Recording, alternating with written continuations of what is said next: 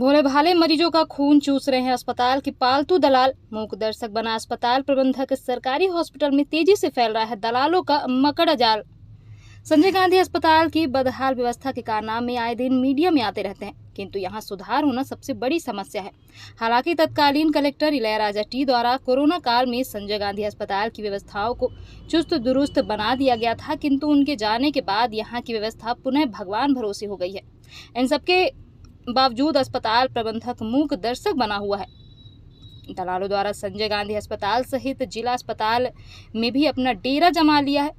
लोगों द्वारा बताया गया कि जब वे अस्पताल पहुंचते हैं और दवाई कराने के लिए पर्ची काउंटर में जाकर पर्ची कटवाते हैं, तभी वहां आसपास मौजूद दलाल उनको सुनते हैं और समझते हैं। यदि ये नशेड़ी दलाल समझ जाते हैं कि गांव का अनजान मरीज है और पहली बार यहाँ आए हैं, तभी दलाल उनको साथ जानकारी देने नाम पर संपर्क में जुड़ जाते हैं और फिर ठगी का शिकार बनाते हैं।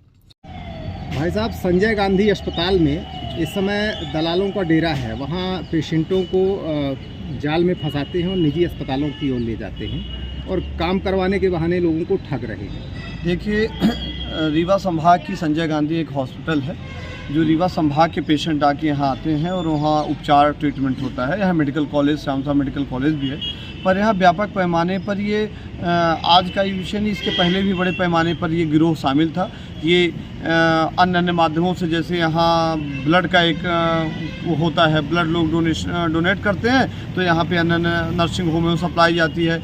मेडिकल यहाँ लगते हैं, गाड़ी के लिए लगते हैं, जैसे कहीं बाहर जाना है, वो भी यहाँ दलाल सक्रिय हैं। यहाँ संजय गांधी में व्यापार चारों तरफ से छाया हुआ है और दलालों की इतनी सक्रियता है कि संजय गांधी के अधिकारी और कर्मचारी जानते हैं कि ब्रोकर हैं, ये दलाल हैं, पर उनके विरुद्ध इस विषय पर गंभीरता से कार्रवाई नहीं कर रहे हैं। और सामान्य आदमी हलाकान है, परेशान है।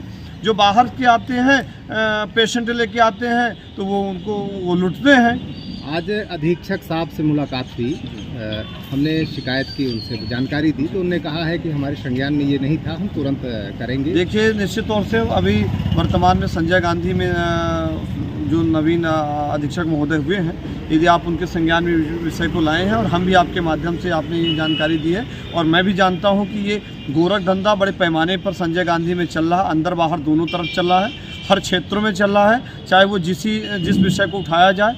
और ये मेडिकल में इस प्रकार की दलाली चल रही है, ये ब्रोकरी चल रही है, यदि जुगाड़ चल रहा है, तो निश्चित तौर से बड़ा दुखद विषय है। इसलिए कि ये डॉक्टर ईश्वर के रूप में होते हैं, वहाँ कार्य करने वाले भी ईश्वरीय पद्धति के रूप होते हैं, तो ऐसा वातावरण वहाँ पर नहीं होना चाहिए। और ये हम सबकी लायबिलिटी है। जैसे आपने जागरूकता के माध्यम से ये विषय उठाया, ये गंभीर विषय है और ये आप संज्ञान में आया है और आप इस तरह के बहुत सारे लोगों के संज्ञान में ला रहे हैं, तो हम भी इस विषय को गंभीरता से लेते हुए और वरिष्ठ अधिकारियों को सूचित करेंगे, चिकित्सा शिक्षा पद्धति के वरिष्ठ अधिकारियों के संज्ञान में लाएंगे, इस पर कार्रवाई की अपेक्षा करते हैं।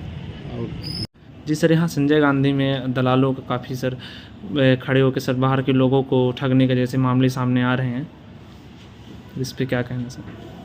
ये आपके द्वारा ये बहुत महत्वपूर्ण विषय संज्ञान में लाया गया है कि यहाँ जो बाहर से गरीब मरीज आते हैं, जो नासमझ होते हैं, यहाँ कुछ कतिपय दलालों का एक गिरोह है, जैसा आपके द्वारा बताया गया, और वो चिन्हित करता है कि इसको आसानी से इसको मूर्ख बनाया जा सकता है और इसे लूटपाट की जा सकती है बातों में फंसाकर।